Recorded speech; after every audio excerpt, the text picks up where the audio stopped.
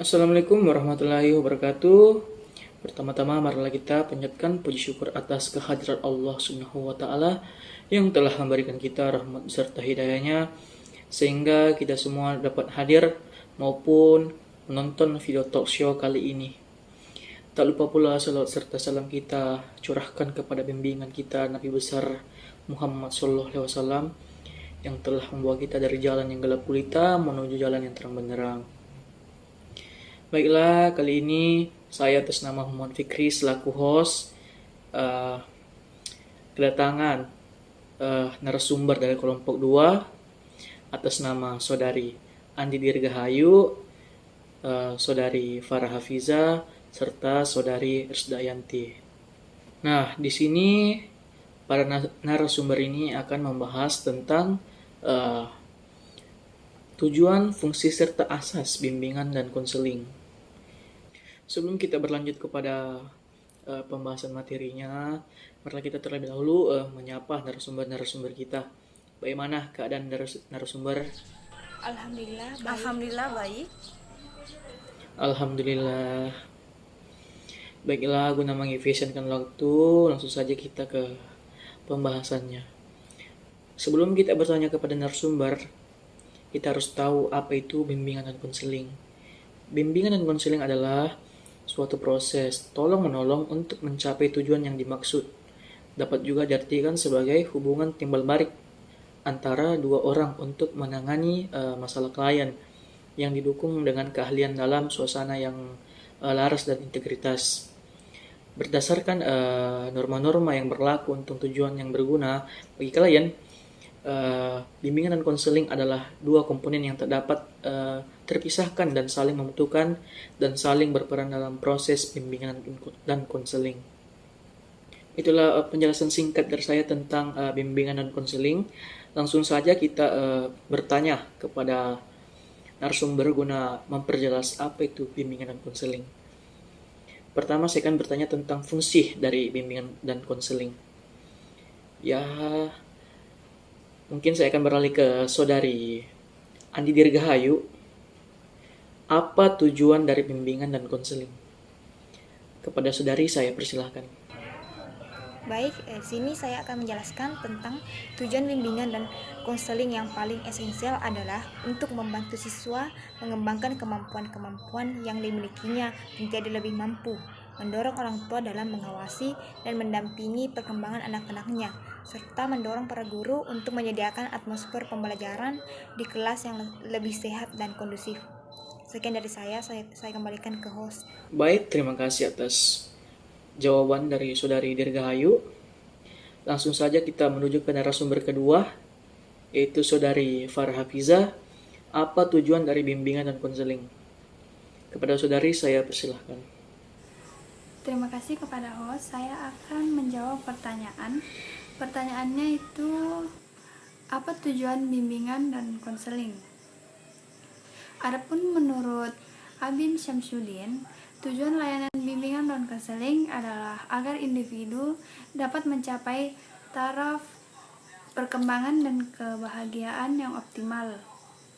Layanan bimbingan belajar bertujuan untuk membantu dan membekali individu agar menyesuaikan diri dengan situasi belajarnya, membentuk kebiasaan-kebiasaan belajar yang positif agar mencapai prestasi optimal.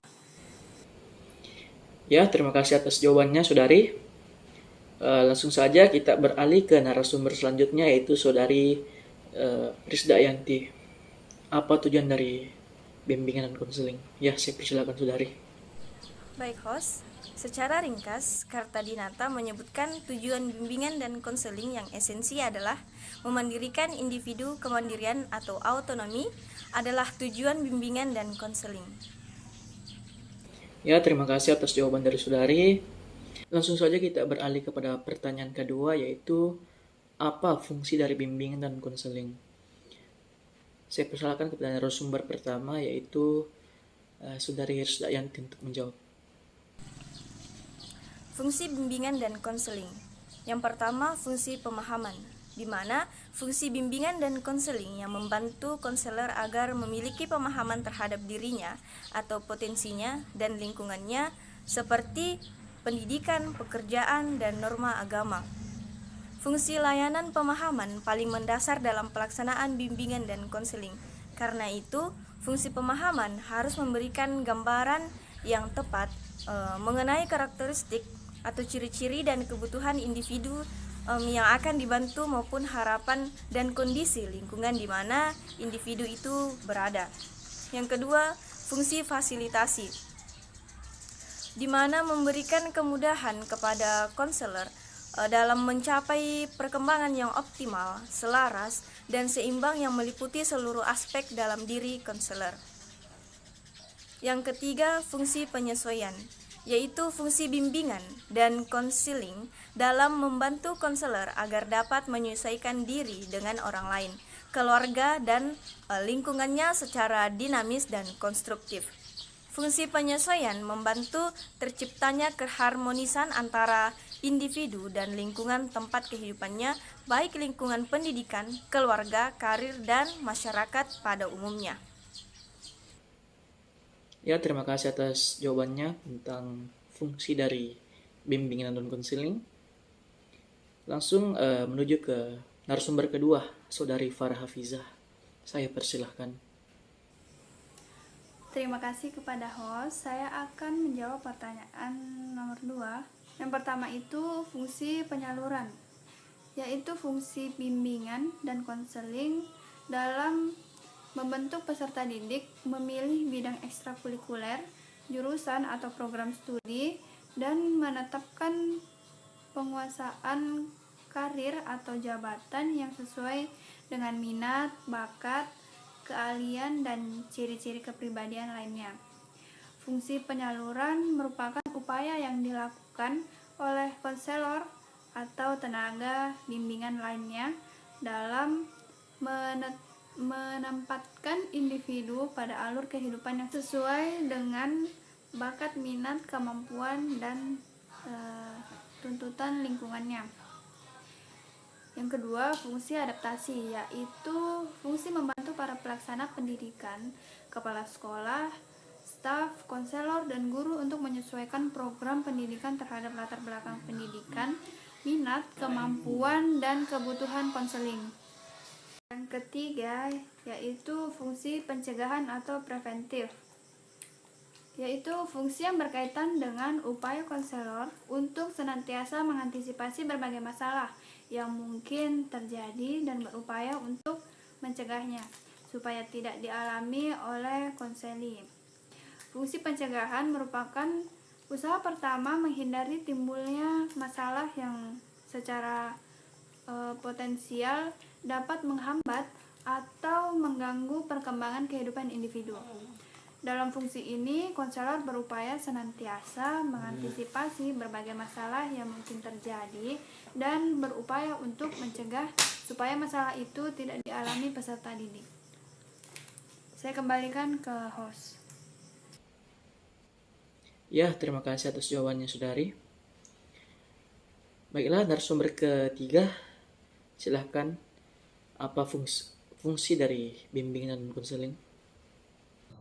Baik host, di sini saya akan melanjutkan yaitu yang ketujuh atau G, fungsi perbaikan, yaitu fungsi bimbingan dan konseling untuk membantu konseli sehingga dapat memperbaiki kekeliruan dalam berpikir, berperasaan, serta bertindak atau berkehendak. Fungsi perbaikan atau penyembuhan merupakan bantuan bimbingan dalam memecahkan masalah-masalah yang dihadapi peserta didik. Perbaikan membebaskan masalah-masalah yang dihadapi peserta didik. Perbaikan membebaskan peserta didik dari berbagai masalah yang dihadapinya, baik menyangkut aspek pribadi, sosial, pelajar, maupun karir. Yang kedelapan yaitu fungsi penyembuhan, yaitu fungsi bimbingan dan konseling bersifat penyembuhan atau kuratif. Yang kesembilan yaitu fungsi pemeliharaan, yaitu fungsi bimbingan dan konseling untuk membantu konseli supaya dapat menjaga diri, mempertahankan situasi kondusif, supaya dapat menjaga diri dan mempertahankan situasi kondusif yang telah tercipta dalam dirinya. Fungsi pemeliharaan yaitu memelihara segala sesuatu yang baik pada diri individu atau kalau mungkin mengembangkan agar lebih baik. Yang ke-10 yaitu fungsi pengembangan, yaitu fungsi bimbingan dan konseling yang bersifat kondusif dari fungsi-fungsi lainnya. Konselor senantiasa berupaya untuk menciptakan lingkungan yang belajar yang kondusif, yang memfasilitasi perkembangan konseli. Fungsi pengembangan berarti bahwa layanan bimbingan yang diberikan dapat membantu peserta didik dalam mengembangkan keseluruhan pribadinya secara terarah dan mantap. Dalam mewujudkan fungsi pengembangan, konselor hendaknya senantiasa berupaya menciptakan lingkungan yang kondusif sehingga dapat memfasilitasi perkembangan peserta didik.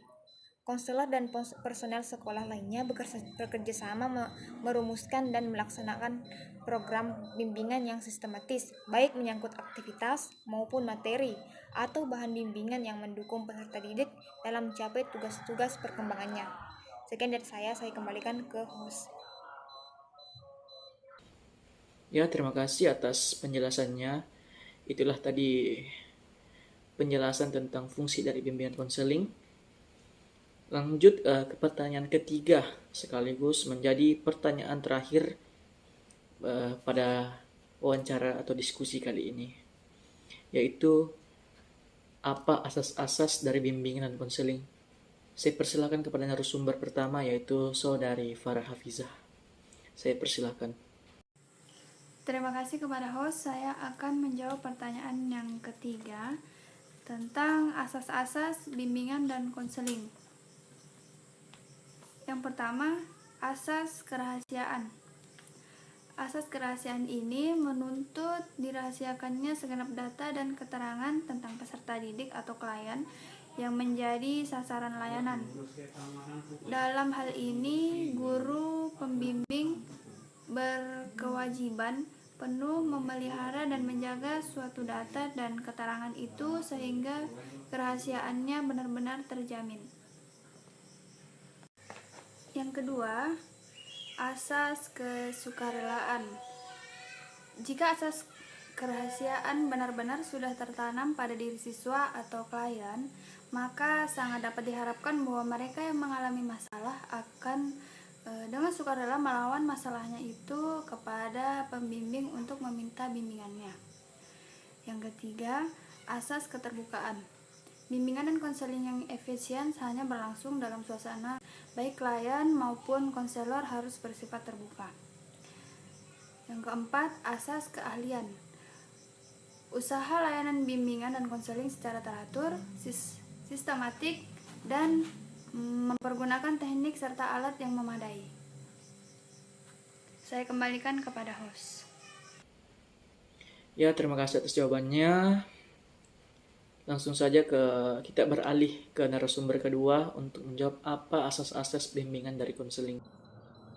Baik, terima kasih atas kesempatannya host. Di sini saya akan melanjutkan tentang asas-asas bimbingan dan konseling. Yang keempat yaitu asas kekinian. Masalah individu yang ditanggulangi adalah masalah yang sedang dirasakan, bukan masalah yang sudah lampau, dan bukan masalah yang akan dialami masa mendatang. Asas kekinian juga mengandung pengertian bahwa konselor tidak boleh menunda-nunda pemberian bantuan. Dia harus mendahulukan kepentingan klien daripada yang lain. Yang kelima yaitu asas kemandirian. Dalam memberikan layanan pembimbing, hendaklah selalu menghidupkan kemandirian pada diri orang yang dibimbing. Jangan sampai orang yang dibimbing itu menjadi tergantung kepada orang lain, khususnya para pembimbing atau konselor. Yang keenam yaitu asas kegiatan. Usaha layanan bimbingan dan konseling akan memberikan buah yang tidak berarti bila individu yang dibimbing tidak melakukan kegiatan dalam mencapai tujuan-tujuan bimbingan. Hasil-hasil usaha bimbingan tidak tercipta dengan sendirinya, tapi harus diraih oleh individu yang bersangkutan. Yang ketujuh yaitu asas tuturi handayani. Asas ini menunjukkan pada suasana umum yang hendaknya tercipta dalam rangka hubungan keseluruhan antara pembimbing dan yang dibimbing. Sekian dari saya kembalikan ke host. Ya, terima kasih jawabannya Saudari Dirgahayu. Langsung saja kita menuju ke narasumber terakhir kita, yaitu Saudari Risdayanti. Saya persilahkan. Baik, selanjutnya asas kedinamisan. Upaya layanan, bimbingan, dan konseling menghendaki terjadinya perubahan dalam individu yang dibimbing, yaitu perubahan tingkah laku ke arah yang lebih baik. Perubahan tidaklah sekedar mengulang-ulang hal lama yang bersifat monoton, melainkan perubahan yang selalu menuju ke suatu pembaruan, sesuatu yang lebih maju. Selanjutnya, asas keterpaduan. Layanan bimbingan dan konseling memadukan berbagai aspek individu yang dibimbing. Sebagaimana diketahui, individu yang dibimbing itu memiliki berbagai segi. Kalau keadaannya tidak saling serasi dan terpadu, justru akan menimbulkan masalah. Oke, selanjutnya asas kenormatifan. Usaha bimbingan dan konseling tidak boleh bertentangan dengan norma-norma yang berlaku, baik ditinjau dari norma agama, norma adat, norma hukum atau negara, norma ilmu, ataupun kebiasaan sehari-hari. Asas kenormatifan ini diterapkan terhadap isi maupun proses penyelenggaraan bimbingan dan konseling. Selanjutnya, asas alih tangan. Asas ini mengisyaratkan bahwa bila seorang petugas bimbingan dan konseling sudah mengerahkan segenap kemampuannya untuk membantu klien belum dapat terbantu sebagaimana yang diharapkan, maka petugas ini mengalih tangankan klien tersebut kepada petugas atau badan lain yang lebih ahli. Ya, terima kasih atas jawabannya Saudari Risdayanti.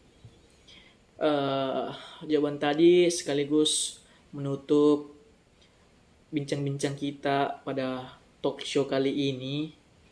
Semoga apa yang kita dapat pada kesempatan kali ini menjadi berkah untuk kita semua.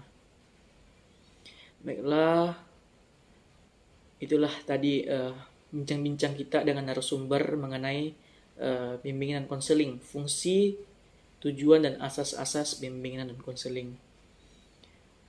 Mungkin saya dapat akhiri bincang-bincang kita kali ini dengan baca hamdalah.